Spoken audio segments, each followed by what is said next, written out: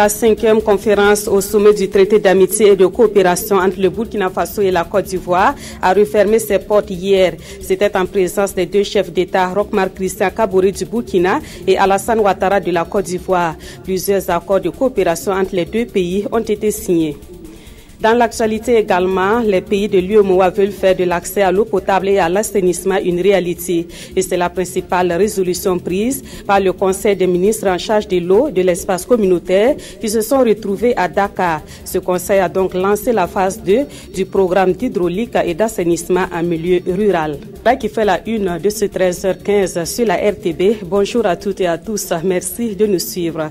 Une coopération renforcée entre le Burkina Faso et la Côte d'Ivoire avec à la clé 13 accords signés. C'est la moisson du 5e sommet du traité d'amitié et de coopération entre les deux pays. Alassane Ouattara et Roch-Marc Christian Kaboré ont pris l'engagement d'œuvrer pour la concrétisation des accords qui ont été signés au bonheur des peuples ivoiriens et burkinabés. Gérard Sommet, Jérémy Sié et Koulibaly. Paris tenu pour la 5e conférence au sommet du traité d'amitié et de coopération entre la Côte d'Ivoire et le Burkina Faso. Tous les grands projets structurants, notamment dans le secteur du transport et de l'énergie, ont été évalués et les accords déjà signés dans divers domaines de coopération révisités. La tenue de cette session est un moment important dans le renforcement de l'axe Ouagadougou-Abidjan. Cette coopération, nous la voulons dynamique, fertile et soucieuse des intérêts de nos peuples respectifs. J'ai la ferme conviction qu'au sortir de cette rencontre, l'impulsion que nous venons de donner à notre partenariat sera maintenue et se renforcera davantage. Pour sa part, le gouvernement burkinabé ne ménagera aucun effort pour une mise en œuvre diligente des décisions et recommandations arrêtées de commun accord. Les engagements dont il est question portent sur la signature de nouveaux accords de coopération. 12 au total au plan bilatéral, plus un accord tripartite incluant Sitaraï et relatif à la fluidité des transports ferroviaires. S'agissant des 12 accords bilatéraux, ils touchent à la facilitation du commerce, du transport et du transit sur le corridor Abidjan-Ouagadougou. D'autres domaines de coopération, comme l'enseignement technique et la formation professionnelle, la culture et le tourisme, la traite transfrontalière des enfants, ont également fait l'objet d'accords. Des engagements ont aussi été pris dans le domaine de la recherche scientifique et agronomique. Je me félicite de notre détermination à traduire en actes les projets d'intégration en cours, dont l'un des objectifs est de doter nos pays d'importantes infrastructures de base. Il nous faut donc intensifier et accélérer les actions pour la mise en œuvre et l'achèvement des projets dont la réalisation est très attendue de nos populations. Nous sommes soucieux de mener à bien nos projets communs de développement pour la prospérité de nos deux pays, dans la dynamique du développement prôné par la CEDEAO et l'Union africaine. La conférence est achevée avec ses engagements renouvelés de bâtir ensemble une communauté de destin plus forte et plus prospère. Et rendez-vous est pris pour le 6e TAC en juillet 2017 à Ouagadougou. L'un des grands volets de ces accords de coopération est sans doute l'économie. Désormais, les activités de la Chambre de commerce du Burkina devront bien se dérouler en territoire ivoirien. Les ministres des Affaires étrangères des deux pays ont signé un accord à ce sujet. Les questions foncières ont également fait l'objet d'accords entre Ivoiriens et Burkinabés. Des précisions avec Mokhtar Ouedraogo et Nyarki Teda. Par cette signature, Alpha Bari, ministre en charge des Affaires étrangères du Burkina, et son homologue ivoirien mettent en route l'accord de facilitation des activités de la Chambre de commerce du Burkina en Côte d'Ivoire. C'est l'une des avancées de la 5e conférence au sommet du traité d'amitié et de coopération TAC. Le texte, qui était en souffrance depuis 5 ans, est favorablement accueilli par la communauté des hommes d'affaires burkinabés. Vous savez que ce n'est pas facile pour un opérateur économique d'être entre les deux pays. Mais s'il y a la confiance et vraiment il y a l'assurance, ça te pousse vraiment sur toutes les lignes à avoir vraiment des opportunités et encore à avoir vraiment la confiance surtout les patriotes burkinabés qui vivent au Burkina. Donc vraiment on est très ravis et nous demandons à nos partenaires ou bien à nos autres compatriotes burkinabés qui vivent en Côte d'Ivoire d'oser quand même mettre un pied en Côte d'Ivoire parce que ça fait beaucoup de choses, ça fait évoluer le pays et ça fait quand même donner la chance à d'autres burkinabés qui vivent ici. Le sommet des chefs d'État s'est aussi appesanti sur les questions foncières. Ivoiriens et burkinabés s'accordent sur l'évacuation du Mont Péko et de toutes les aires protégées illégalement occupées notamment par des migrants burkinabés. C'est vrai que nos parents vivent dans une forêt classée, mais pour certains, ils se retrouvent dans cette forêt classée par erreur, par ignorance. Voilà, vous voyez un peu, certains ont été induits en erreur, mais aujourd'hui, si l'État ivoirien vraiment décide de demander à tous ces occupants de sortir du Mont Péko, nous acceptons cela, mais seulement nous demandons toujours au gouverneur de permettre à ce que vraiment les gens puissent vraiment être évacués de manière pacifique et que vraiment il n'y a pas vraiment d'action qui pourra amener nos deux peuples encore à avoir des regrets. La dynamique d'ITAC plaide pour la mise en place d'un comité de coordination et de suivi post-évacuation. Il aura en charge l'évaluation des besoins des personnes déguerpies.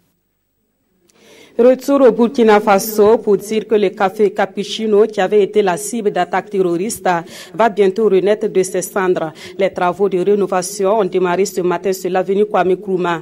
Le propriétaire compte sur l'appui du gouvernement pour achever les travaux dans le délai fixé. La réouverture du Cappuccino devrait intervenir le 15 janvier prochain, date anniversaire de l'attaque terroriste. Issa Ouedraogo, Frédéric Etienne Bassenga.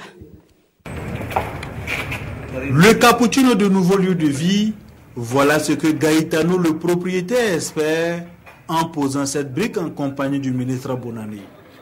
Avec le soutien du gouvernement, il s'est donné moins de 6 mois pour que ce lieu de recueillement laisse la place au café qu'il était. Car c'est le 15 janvier prochain, date anniversaire du drame, qu'il compte rouvrir.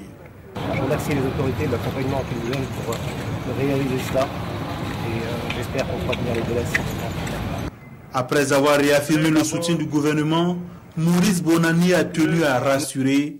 Le gouvernement mettra tout en œuvre pour ne plus voir de tels drames. Le gouvernement, comme il l'a affirmé à plusieurs reprises,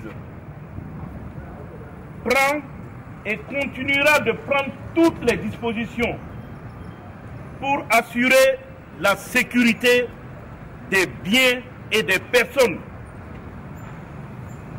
afin que nous puissions vaquer tranquillement à nos activités économiques. Mais pour cela, le gouvernement a besoin du soutien de vous tous. Au début de cette cérémonie, 1 minute de silence a été observée à la mémoire des hommes et des femmes qui ont perdu la vie dans ce café. Direction à présent Bobo Dioulasso, où des députés étaient en formation cette semaine sur le budget programme. Il s'agit des députés membres de la commission des finances et du budget de l'Assemblée nationale. Cette formation va leur permettre de bien assurer leur mission de contrôle des finances publiques. La formation est organisée avec le soutien de la GIZ, la coopération allemande au développement. Karim Ilboudo et Karim Sissi. Le budget programme devrait être une réalité à l'horizon 2017 dans l'espace UEMOA. C'est l'engagement pris par les pays membres de cette union depuis 2009. Et pour permettre au Burkina Faso d'être au rendez-vous, les députés membres de la commission des finances et du budget et les assistants parlementaires de la 7e législature sont ici à Bobo Dioulasso en formation.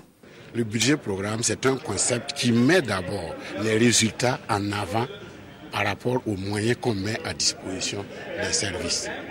C'est le résultat d'abord. Qu'est-ce qu'on veut atteindre, comment on veut l'atteindre et avec quoi on va l'atteindre. Le rôle du député, c'est justement le contrôle de l'action gouvernementale. Pour contrôler l'action de quelqu'un, il faut comprendre bien ce qu'il fait. Si les députés ne connaissent pas, ne comprennent pas ce que c'est que le budget programme, le contrôle sera difficile. Quand ce cadre harmonisé des finances publiques a été adopté en 2009, le premier réflexe du Conseil des ministres de l'UEMOA, c'est de demander à la Commission d'élaborer un programme d'appui. Et parmi les 6 composantes, la composante majeure, c'est la composante formation. Comme l'a dit le président de la Confit tout à l'heure, pour bien appliquer les dispositions, il faut les comprendre. Donc la session de formation vraiment vient à propos pour donc permettre aux différents députés de permettre de comprendre donc ces réformes.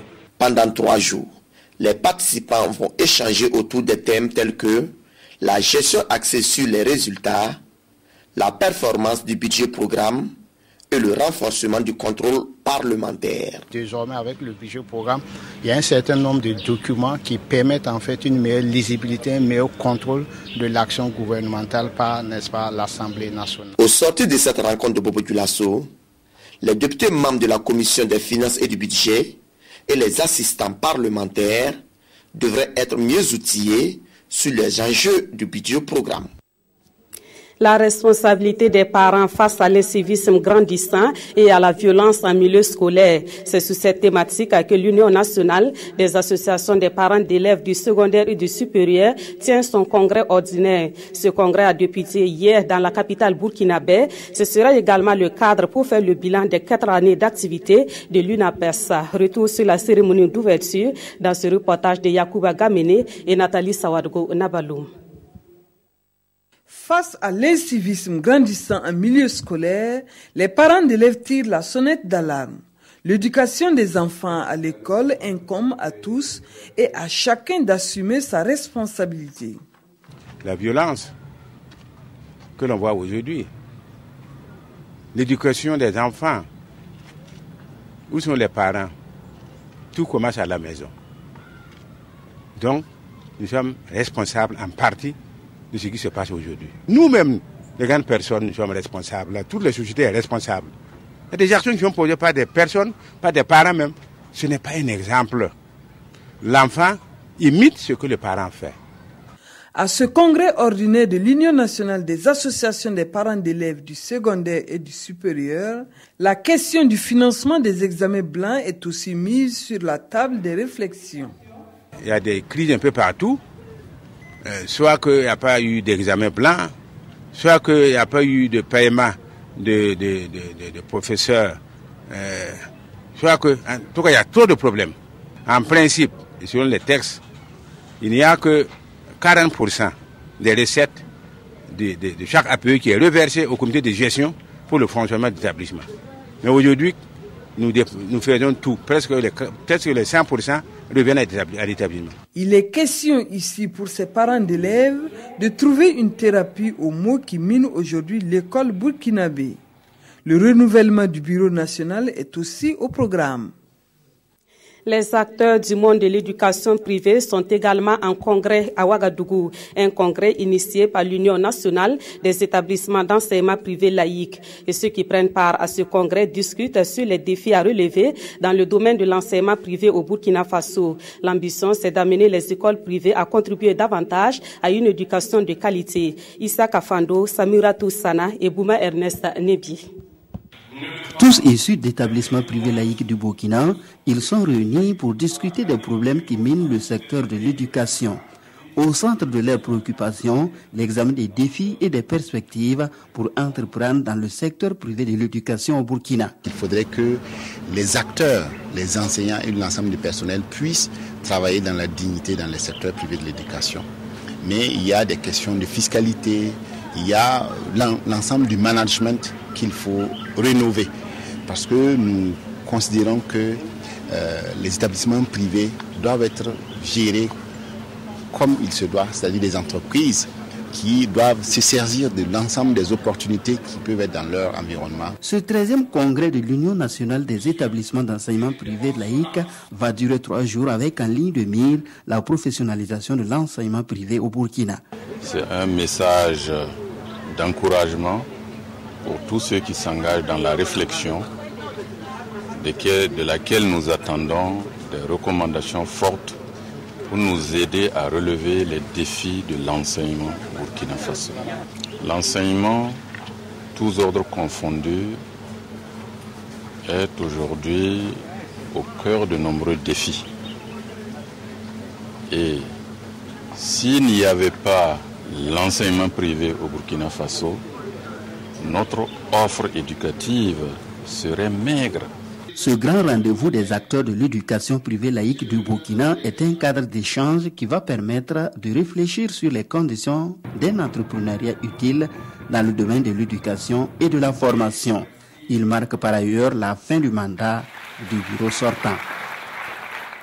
Dans l'actualité également, le contingent militaire 2016 de Bobo Dioulasso a achevé sa formation. Ce sont plus de 1000 soldats qui sont désormais aptes à intégrer les rangs de l'armée burkinabé. Ils ont été formés dans divers domaines de l'armée tels que la formation militaire générale et la mission opérationnelle. Ces soldats ont reçu leurs épaulettes hier vendredi en présence des autorités militaires et administratives des Hauts-Bassins. Le reportage de Marthe Zerbo et Moumouni Barou. Présentation du drapeau aux engagés du contingent 2015. Ils sont 1086 soldats prêts à défendre la nation après 6 mois de formation pour acquérir les savoirs, le savoir-faire et le savoir-être d'un militaire. L'accent a été également mis sur l'éthique, la morale, l'endurance, bref, toutes les qualités qui font un bon combattant. La formation s'est très bien passée. Il y a eu des moments pénibles, mais on s'est en sorti à travers la solidarité et la discipline. Le commandement, durant la cérémonie, a exhorté les soldats à relever les défis sécuritaires qui demeurent une préoccupation majeure, tout en les félicitant pour avoir franchi les différents obstacles.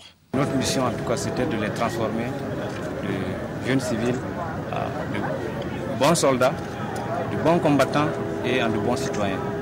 Et aujourd'hui, en tout cas, nous sommes satisfaits en tout cas du niveau qu'ils ont atteint. Le Burkina est confronté un peu partout, comme les autres pays aussi de la sous-région, au phénomène aussi du terrorisme. Donc nous avons donc pris en compte cela en intégrant en tout cas un certain nombre de modules au niveau de la formation pour les réorienter afin qu'ils puissent être aussi aptes aussi à faire face aussi à ces nouveaux défis-là, ces nouvelles menaces-là. En plus des démonstrations, le directeur de son de la fanfare était au milieu de la cérémonie. Une cérémonie au cours de laquelle civils et militaires ont eu l'occasion de fortifier le cordon ombilical entre les forces armées et la nation. Faire de l'accès à l'eau potable et à l'assainissement une réalité dans les États membres de l'UEMOA, c'est la principale résolution prise par le Conseil des ministres en charge de l'eau de l'espace communautaire qui se sont retrouvés à Dakar. Ce conseil a donc lancé la phase 2 du programme d'hydraulique et d'assainissement en milieu rural. Les ministres en charge de l'eau de l'espace UEMOA se sont aussi engagés à suivre de près la mise en œuvre du programme. Jean-Hugues Bayala, Monkoun Dabiri.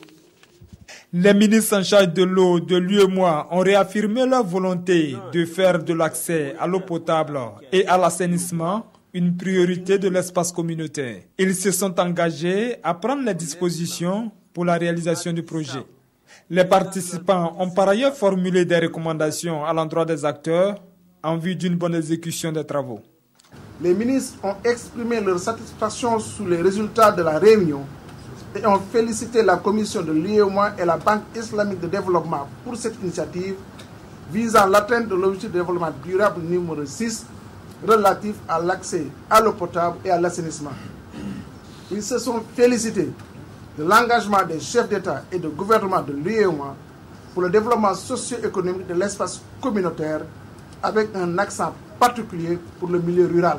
Le programme sera exécuté par des unités nationales de gestion avec l'accompagnement technique des ministères en charge de l'eau.